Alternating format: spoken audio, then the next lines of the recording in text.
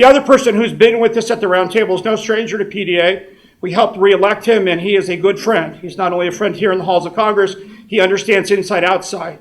Those of you who watch the news network, I think on Sunday I counted 4. I missed 1. He was out there for all of us. And today, as you know, we ran our full page ad yesterday, and he stood there unequivocally, and we want to thank him for that, and we've asked him to join us so that we can thank him and hear from him on next steps to make sure we can move to a forceful diplomacy and have no strike on Syria. Please welcome Congressman Alan Grayson. Thank you. Well, I want you all to note the time and date. This is probably the first time in my entire life I've ever been early to a meeting. It's the PDA. It's the PDA. And also note the time and date because this is the first time in American history that we've ever seen Congress not declare war, but rather, in effect, declare peace.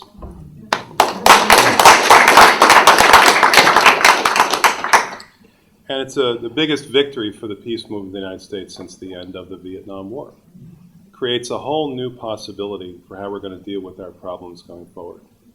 And I want to give you some kind of insight into how it happened, because it happened because of largely the efforts of the PDA and our allies.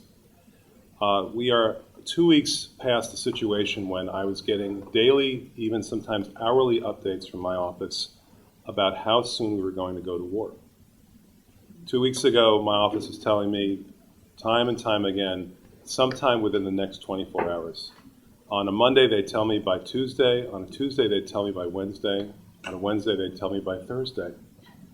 And now we've taken not just a tiny little itsy-bitsy step back from war, but a great big step back from war, and that's because the public weighed in, and because PDA weighed in. Now, in the end, we have reached a point where it's official that 26 members of Congress favor war here in the House, and 253 are committed against it.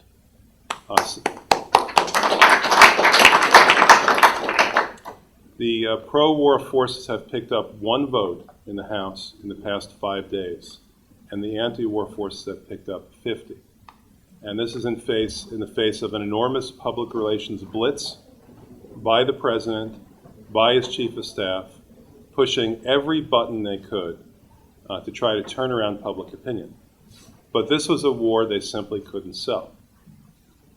In the end, what mattered was that it was the president, and I say this with some regret, but it's true, the president against the public.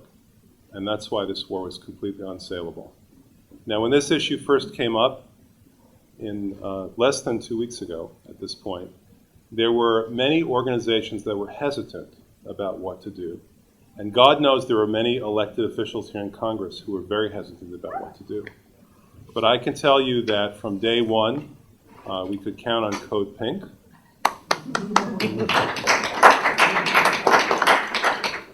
And from day one, we could count on the PDA and Credo and a few others.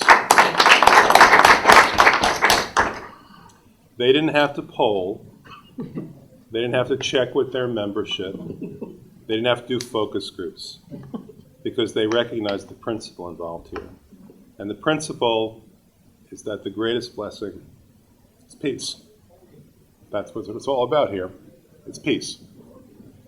So 2 weeks ago, we engaged in our own warfare against the warmongers. We peaceful folk raised up our arms and made battle against the ones who wanted to take America to war. And it was very revealing to see that the media was deeply engaged in the effort to bring about this war.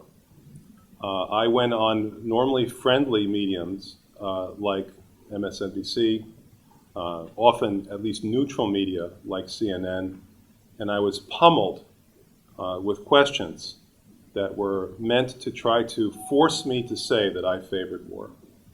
And I wouldn't do it because I knew that PDA was behind me and that the American people were behind me. You had my back.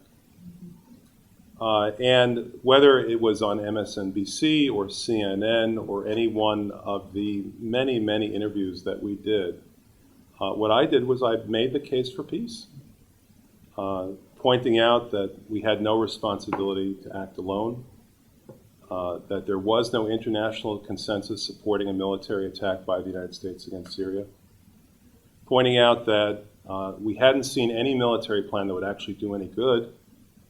We hadn't seen a military plan that would actually avoid a future attack by using chemical weapons, any plan that would actually reduce the stockpiles. But what we did see was a complete absence of any attention on the part of administration officials to what happens the next day. Would Israel be attacked? No one could say for sure. Would Turkey be attacked? No one could say for sure. Would U.S. civilians in Lebanon be attacked? No one could say for sure. Would the U.S. embassy in Beirut be attacked? No one could say for sure.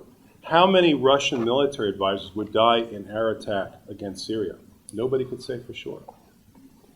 And as the unanswered questions piled up and up and up, I pointed out that we were asked to go to war on the basis of a 4-page unclassified document prepared only by the proponents making only the case for war, and a 12-page classified document that contained none of the underlying intelligence reports.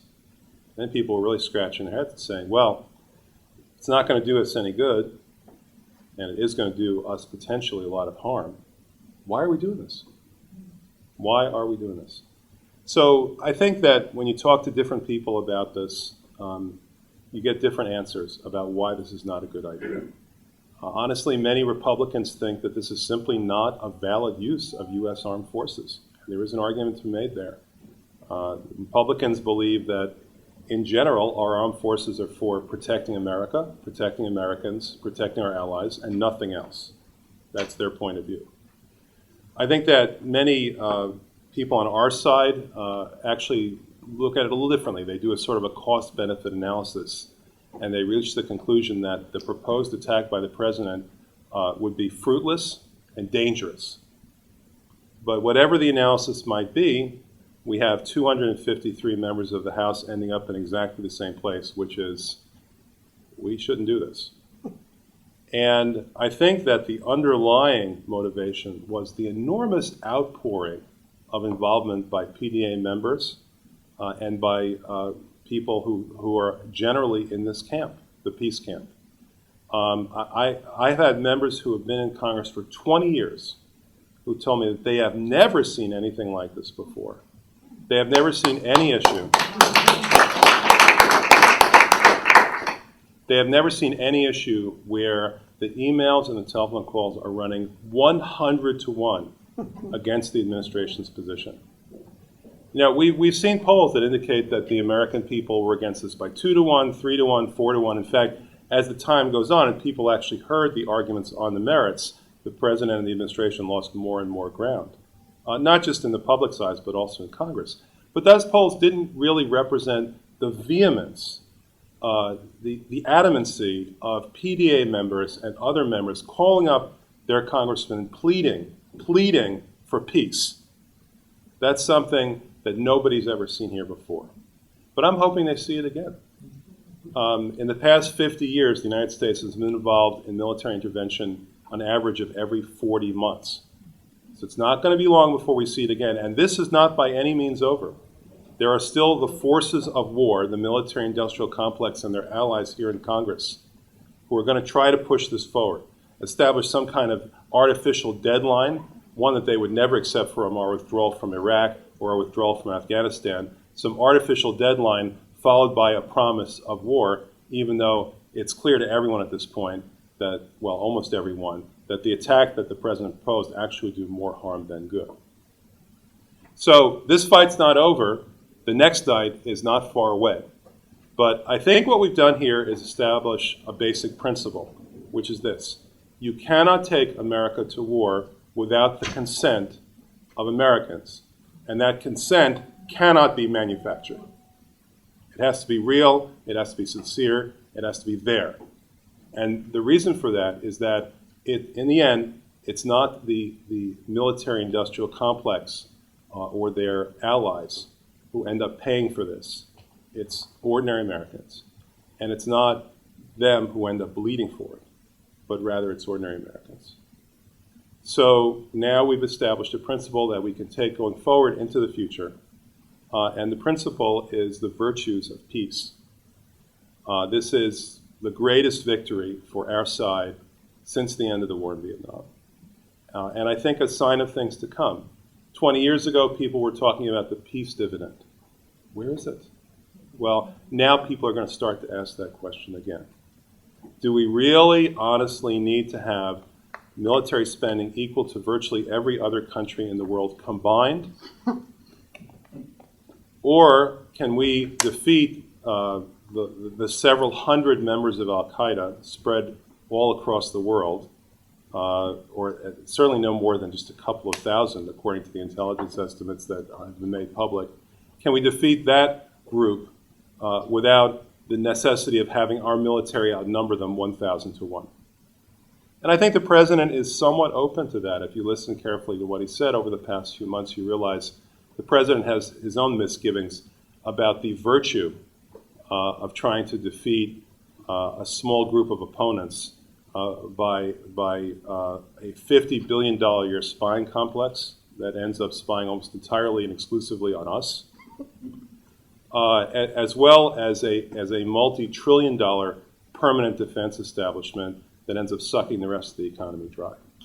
So the possibility now is not just to win here, not just to win now, but to win going forward, and even to win forever, and change the face of this country, changing it from the face of war to the face of peace. Thanks.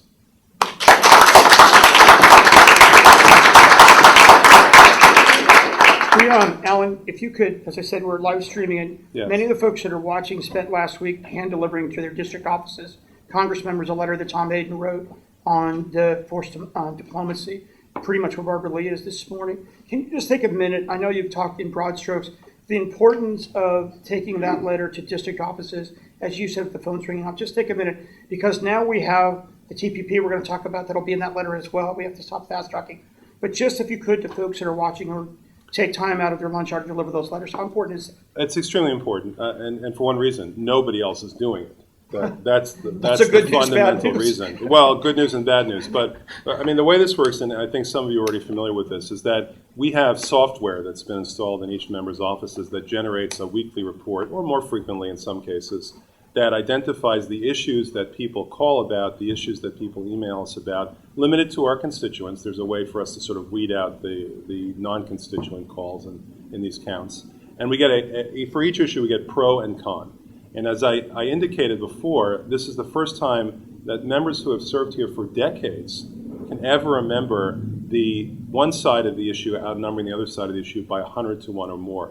A Republican member coming from a very right-wing district in the state of Florida with a huge number of current military personnel, military bases, huge number of military retirees.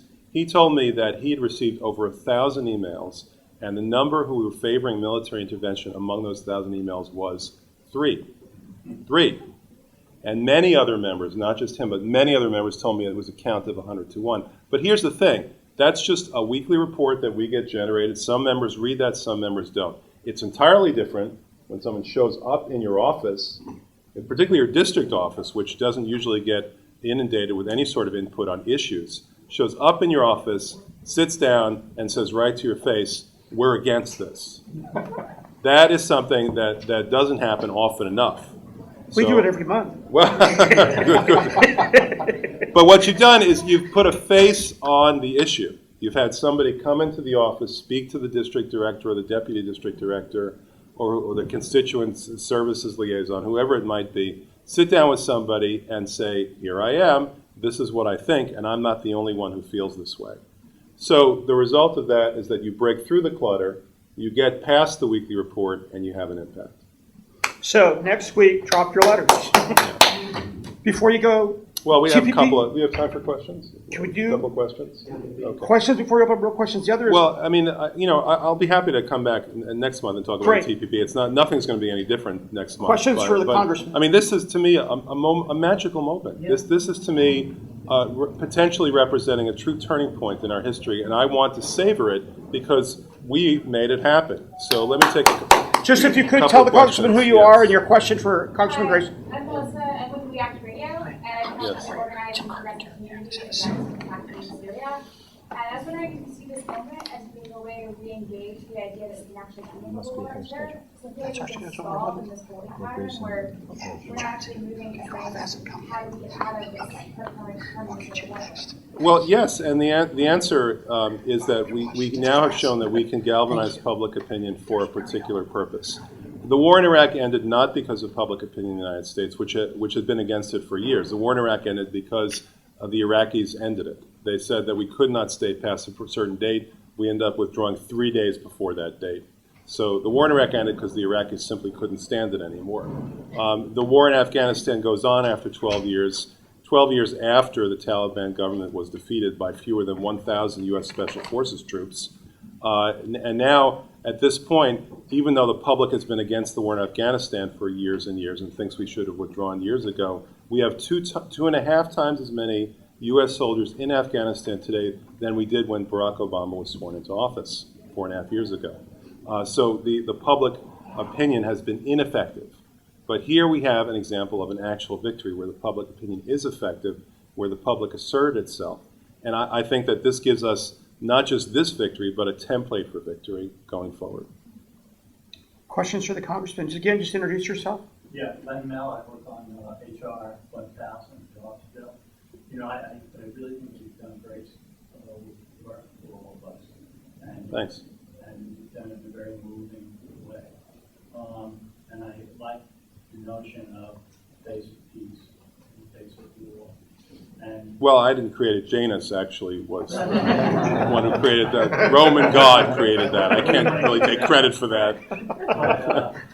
but it is powerful, isn't it? And so moving from defense to offense, how would you see creating a program of the United States in the face of peace? What would you do for jobs? What would you do for healthcare? You can see putting a whole program with that title. And we unfortunately don't have the leadership that we had with FDR, where a whole set of programs would come out to try to fight the terrible fiscal situation. So what programs could you put together, and could we maybe raise a banner in the face of peace and take the initiative?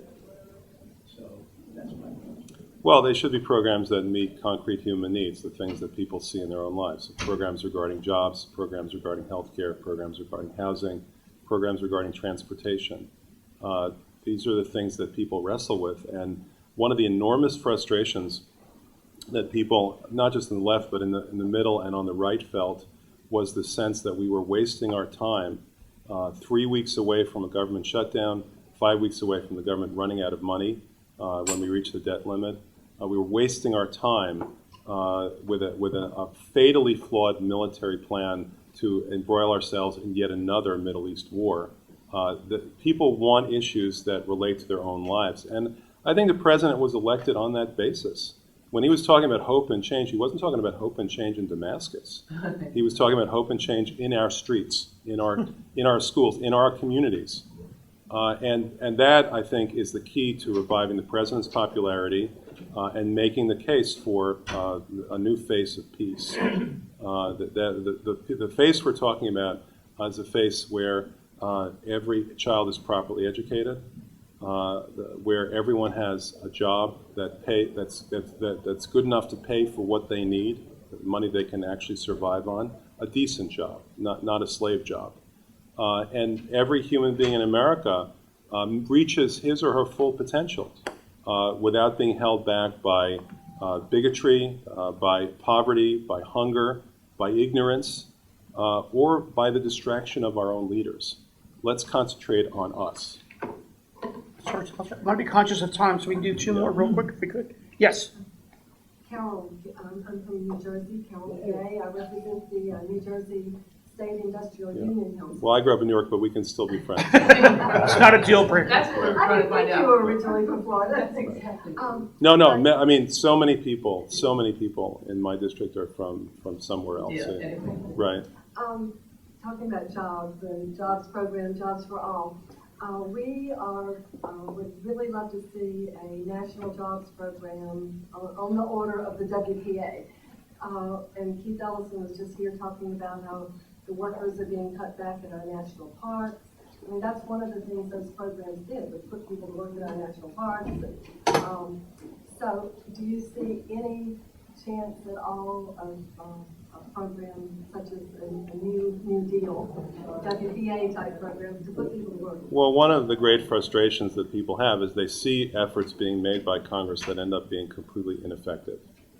We still have 20 million people in this country who are looking for full-time work, and we still have close to 10 million people who are completely unemployed, even though they're looking for work.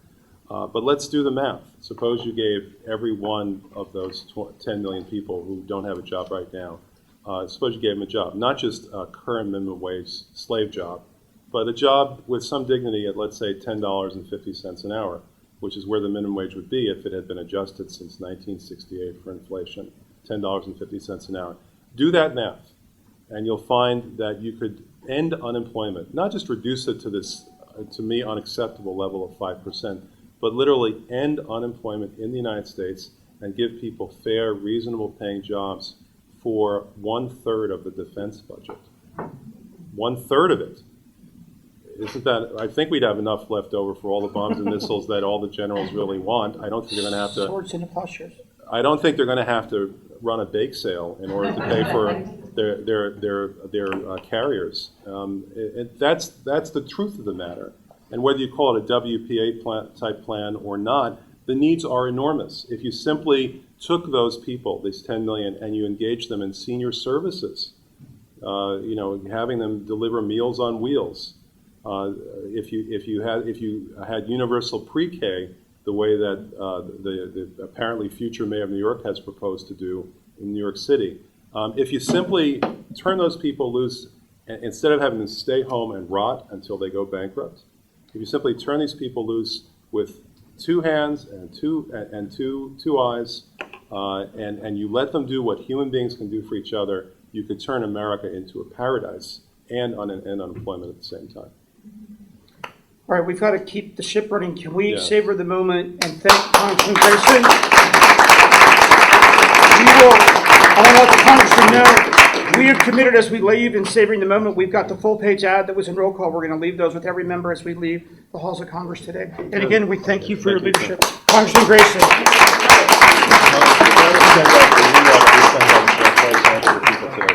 Don't worry.